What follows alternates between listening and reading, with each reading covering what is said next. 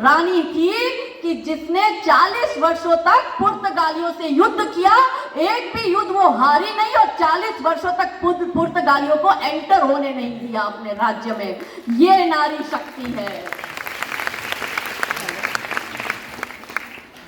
नारी शक्ति वो है कि जो कमलापति निजामों के सामने लड़ी और जल समाधि दी। नारी शक्ति वो है कि रानी पद्मिनी के साथ 16,000 रानियों ने अपने जीवन को स्वाहा कर दिया। क्यों किया? क्या इन लोगों ने इसलिए त्याग और बलिदान दिए कि आने वाली पीढ़ियां, हमारी बेटियां इन जिहादियों के साथ भागेगी, इन जिहादियों से शादी करेगी? 3 प्रश्न अपनी अंतरात्मा से करना। पहला प्रश्न कि जो हमारी बेटी हमारे घर में जीन्स पैंट टी शर्ट छोटे कपड़े पहनती है, उसको कपड़े पहनने की पूरी हम छूट छाट देते हैं, वही हमारी बेटी उस जिहादी के घर जाकर बुर्का पहनने को क्यों तैयार हो जाती है? दूसरा प्रश्न, हमारी बेटी घर में पहली रोटी गौ माता को खिलाती है, उस जिहादी के घर जाकर गौ मांस का भक्षण करने को कैसे तैयार हो जाती है? ये दूसरा प्रश्न।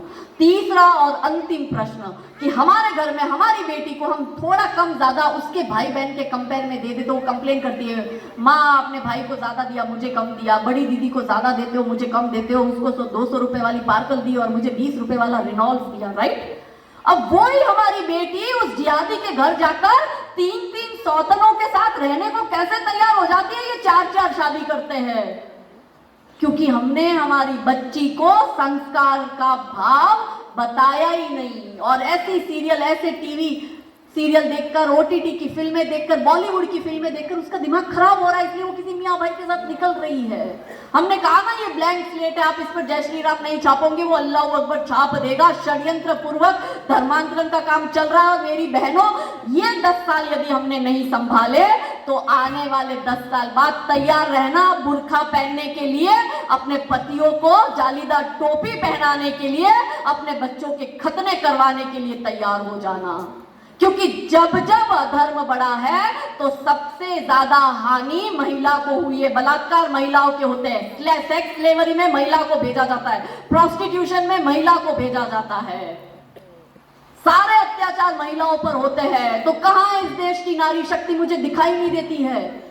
इस देश में एक्शन के रिएक्शन में नुपुर शर्मा कमेंट करती है तस्लीम रहमानी को, क्योंकि काशी में बाबा विश्वनाथ मंदिर के पास में जो अवैध ढांचा बड़ा हुआ है, उसमें अचानक से शिवलिंग प्रकट होता है, उसको ये लोग फवारा फवारा बोलते हैं। नुपुर को अच्छा नहीं लगता, वो विरोध करती है और वो कुछ शब्द कह देती है, तो इस देश के साथ 56 इस्लामिक देश की जिहादी, आतंकवादी, तालिबानी मानसिकता एक होकर नारे लगाती है भारत की भूमि पर कि गुस्ताखे नबी की एक ही सजा, सरतन से जुदा, सरतन से जुदा।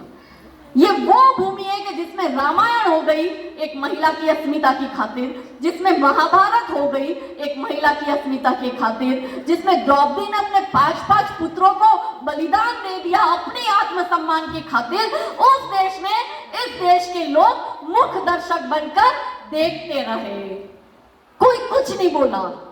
कौन सी महिला शक्ति की बात कर रहे हो आप? कौन से 33% आरक्षण जो महिलाओं को मिलने वाला है लोकसभा में और विधानसभा के चुनावों में, आप उसकी बात कर रहे हो? कहां है महिला शक्ति? अगर होती तो लोकसभा और राज्यसभा में से क्यों एक महिला नुपुर के साथ खड़ी नहीं हुई?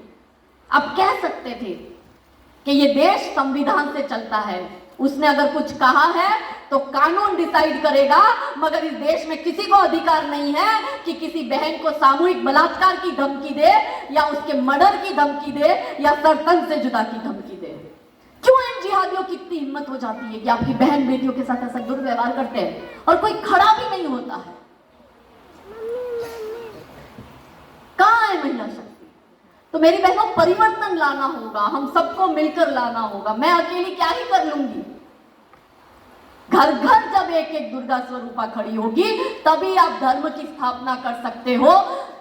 कलयुग हो, द्वापर युग हो, त्रेता युग हो या सतयुग हो, हर एक युग में धर्म की स्थापना की निमित्त सदैव नारी शक्ति रही है। माता दुर्गा हो, माता सीता हो, माता द्रौपदी हो, रानी चिन्नमा हो, रानी लक्ष्मीबाई हो, रानी नायका देवी हो, ये सब धर्म की स्थापना के निमित्त बने हैं मेरी बहनों। और इस समय यदि धर्म की स्थापना कोई कर सकता है तो आप ही कर सकते हो। आप डिप्लोमेटिक नहीं हो सकते, आपको चूज करना पड़ेगा, या तो आप धर्म के साथ हैं या आप अधर्म